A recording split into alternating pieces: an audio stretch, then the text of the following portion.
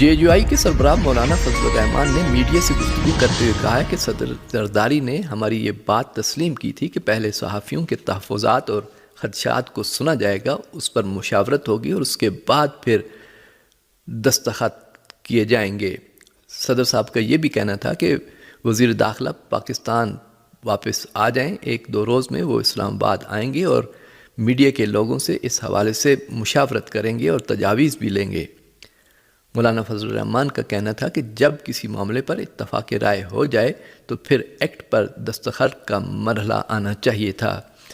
مولانا فضل الرحمان کا کہنا تھا کہ صدر آصف علی زرداری نے مجھے یقین دہانی کرائی تھی کہ وہ اظہار رائے پر پابندی کے پیکا قانون پر دستخط نہیں کریں گے، لیکن اگلے روز مجھے معلوم ہوا کہ وہ تو اس قانون پر پہلے ہی دستخط کر چکے تھے۔ اعلیٰ ترین منصب پر فائز شخصیت کے قول و فعل میں ایسا تضاد پایا جائے کہ ہمیں کہا کچھ اور کیا کچھ۔ حکومت کی جانب سے آزادی اظہار پر پابندیوں کے متنازع پیکا قانون کی منظوری کے بعد جہاں ایک طرف پاکستان میں صحافتی تنظیمیں اس قانون کو واپس لینے کے لیے ملک بھر میں سراپا احتجاج ہیں، تو دوسری طرف اس بل کے خلاف انسانی حقوق اور آزادی اظہار پر پابندی کے خلاف بین الاقوامی تنظیمیں اور ادارے بھی فعال ہوتے دکھائی دے رہے ہیں۔ اسلام آباد میں موجود یورپی یونین کے خصوصی نمائندے کی اہم اعلیٰ شخصیات سے ملاقاتیں تشویش کا اظہار کیا، جبکہ دوسری طرف خود حکومت اور اس کے تحتی جماعتیں بھی اس حوالے سے آف دی ریکارڈ اور خاموش تحفظات رکھتی ہیں۔ تاہم بل کے حق میں بولنے والوں کی بلند آوازیں بھی سنی جا رہی ہیں، جن میں حکومت اور ان کی اتحادی جماعتوں کے ارکان بل کی منظوری پر دلائل اور جواز دیتے ہوئے اسے حالات کے متقاضی قرار دے رہے ہیں۔ پاکستان کے صوبہ پختونخوا کے علاقے اپر کرم میں 2 قبائل کے درمیان جنگ بندی کے لیے آنے والے سرکاری قافلے پر فائرنگ سے اسسٹنٹ کمشنر کرم زخمی ہو گئے۔ ایس ایچ او کے مطابق اپر کرم میں ضلعی انتظامیہ نے جنگ بندی کروا دی تھی، لیکن دوسرے فریق سے بات چیت کے لیے جانے والے قافلے پر فائرنگ کی گئی۔ فائرنگ میں سرکاری قافلے کی قیادت کرنے والے اسسٹنٹ کمشنر کرم منان زخمی ہو گئے۔ اسپتال انتظامیہ کا کہنا ہے کہ اسسٹنٹ کمشنر کو بوشہرہ اسپتال منتقل کر دیا گیا ہے۔ ضلعی انتظامیہ کرم کا کہنا ہے کہ علاقے میں سیکیورٹی صورتحال کے پیش نظر حفاظتی انتظامات کیے جا رہے ہیں۔ ادھر کرم میں پھنسے ہوئے 66 افراد کا کامیاب انخلا کر لیا گیا ہے۔ تری منگل میں مشران کی سفارش پر 66 افراد بشمول خواتین اور بچے محفوظ مقام پر منتقل کر دیے گئے۔ فسادات کی وجہ سے عوام پھنس گئے تھے۔ واضح رہے اس سے قبل لوئر کرم میں ڈپٹی کمشنر جاوید محسود کو فائرنگ کا نشانہ بنایا گیا تھا، جس سے وہ زخمی ہو گئے تھے۔ حماس کے فوجی بازو القسام بریگیڈ کے ترجمان نے غزہ جنگ میں اپنے کمانڈر ان چیف محمد زیف کی شہادت کی تصدیق کر دی ہے۔ القسام بریگیڈ کے ترجمان ابو عبیدہ نے اعلان کیا ہے کہ اس بریگیڈ کے commander in chief Mohammed زیف Gaza جنگ کے دوران اپنے چند ساتھی کمانڈروں کے ہمراہ شہید ہو گئے ہیں۔ ابو عبیدہ نے بتایا کہ القسام بریگیڈ کے commander in chief Mohammed Deif, brigade کے ڈپٹی کمانڈر مروان عیسیٰ اسلحہ خانے اور جنگی سروسز کے کمانڈر غازی ابو طماع، شعبہ افرادی قوت کے کمانڈر رائد ثابت خان یونس ڈویژن کے کمانڈر رافع سلامے، نارتھ ڈویژن کے کمانڈر احمد الغندور اور سینٹرل ڈویژن کے کمانڈر ایمن نوفل کے ہمراہ غزہ جنگ میں شہید ہو گئے ہیں۔ تحریک حماس کے عسکری ونگ عزت الدین قسام بریگیڈ کے کمانڈر ان چیف محمد زیف کہ جنہوں نے اپنے ساتھیوں کے ساتھ مل کر طوفان الاقصی آپریشن کی کمانڈ سنبھالی تھی، اسرائیلی فوج کے ناقابل تسخیر ہونے کے طلسم کو توڑ دیا۔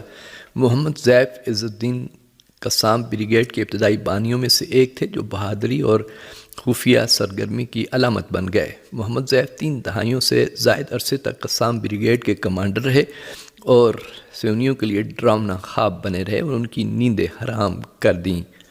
ان پر کئی مرتبہ قاتلانہ حملے کیے گئے، تاہم وہ بچ گئے۔ انہوں نے طوفان الاقصی، جنگ الاقصی، جس نے سیونی دشمن کو ذلیل و رسوا کیا، دشمن کے تمام تر وحشیانہ حملوں اور نسل کشی کے باوجود ان کی اسٹریٹجک شکست کو ثابت کر دیا۔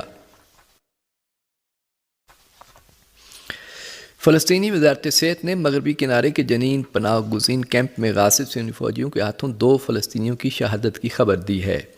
فلسطینی میڈیا رپورٹوں کے مطابق جنین شہر اور کیمپ پر غاصب سینی حکومت کی جارحیت مسلسل 11ویں روز بھی جاری رہی۔ جمعرات کی شب جنین کیمپ میں صہیونی دہشت گردوں نے 2 فلسطینی نوجوانوں کو گولی مار کر شہید کر دیا۔ رپورٹ کے مطابق دہشت گردوں نے ان شہداء کی لاشوں کو ان کے اہل خانہ کے حوالے کرنے سے منع کر دیا۔ فلسطینی میڈیا کا کہنا ہے کہ جنین شہر اور اس کے کیمپ پر صہیونی ٹولے کی جارحیت کے آغاز سے اب تک شہداء کی تعداد 19 ہو گئی ہے، جبکہ درجنوں فلسطینی شہری زخمی بھی ہوئے۔ اس کے علاوہ متعدد کو صہیونی دہشت گردوں نے اغوا بھی کیا۔ اس سے قبل فلسطین کی ہلال احمر سوسائٹی نے اطلاع دی تھی کہ جنین میں اس کے عملے نے 3 فلسطینی خواتین کو صہیونی بمباری میں زخمی ہونے کے سبب اسپتال منتقل کیا ہے۔ حماس نے صہیونی جنگی قیدیوں کی منظم حوالگی کی تقریب کو دنیا کے لیے حیرت انگیز اور اس موقع پر فلسطینی عوام کے جوش و خروش اور ان کے نعروں کو استقامتی محاذ کی حمایت کا مظہر قرار دیا۔ حماس نے ایک بیان جاری کر کے کہا کہ حماس کے فوجی بازو القصام بریگیڈ اور استقامتی فلسطینی محاذ نے ایک بار پھر میدان جنگ کو کنٹرول میں رکھنے کی اپنی توانائی ثابت کر دی۔ بیان میں کہا گیا ہے کہ جنگی قیدیوں کی حوالگی جو مثالی نظم و ضبط کے ساتھ انجام پائی اور اس نے دنیا کو مبہوت کر دیا، جرائم پیشہ صہیونی فوج کا منہ خاک میں ملنے کے بعد عمل میں آئی۔ حماس نے اپنے بیان میں کہا کہ صہیونی جنگی قیدیوں کی حوالگی کی تقریبات میں پایا جانے والا نظم و ضبط القصام بریگیڈ اور سرائے القدس نیز دیگر استقامتی فلسطینی گروہوں کے اتحاد کا ثبوت ہے جو میدان جنگ میں بھی تھا اور جنگی قیدیوں کے آپریشن میں بھی نظر آیا۔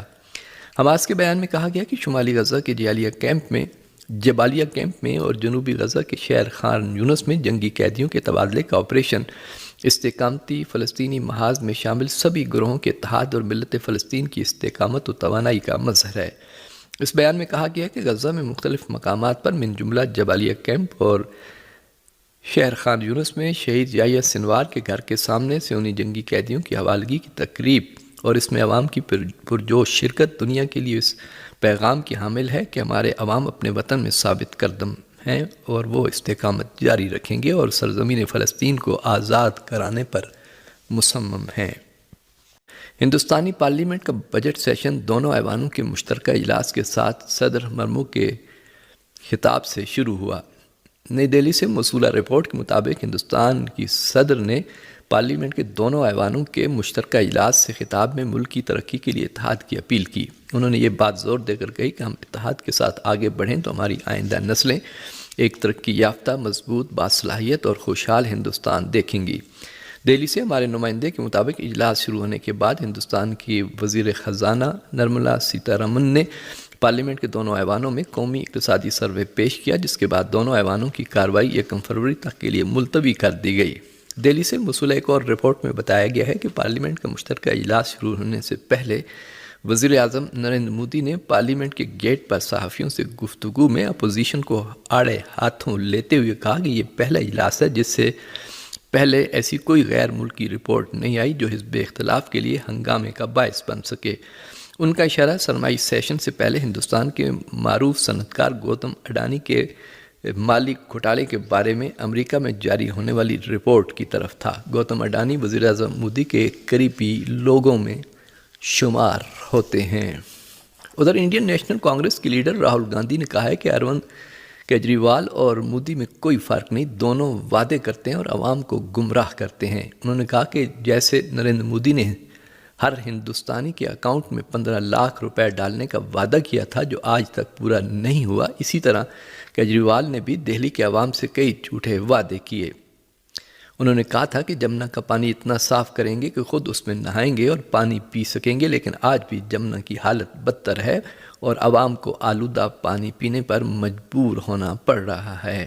راہل گاندھی نے دہلی کی وانا اسمبلی حلقے میں ایک انتخابی جلسے سے خطاب میں اروند کیجریوال کی حکومت کی ناکامیوں کو اجاگر کیا۔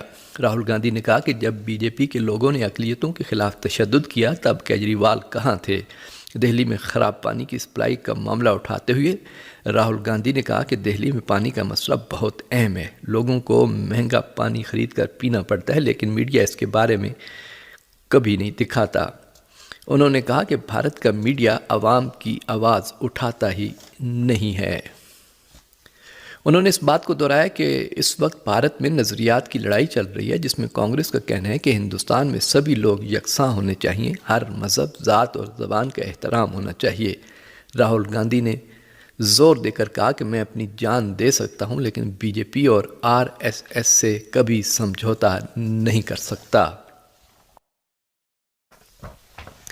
اور آخر میں یہ خبر کہ خبررساں رضائے نے اطلاع دی ہے کہ جنوب مغربی شام میں کنیترا گورنر ہاؤس کو صہیونی فوجیوں نے آگ لگا دی اور علاقے میں وسیع پیمانے پر زرعی زمینیں تباہ کر دیں۔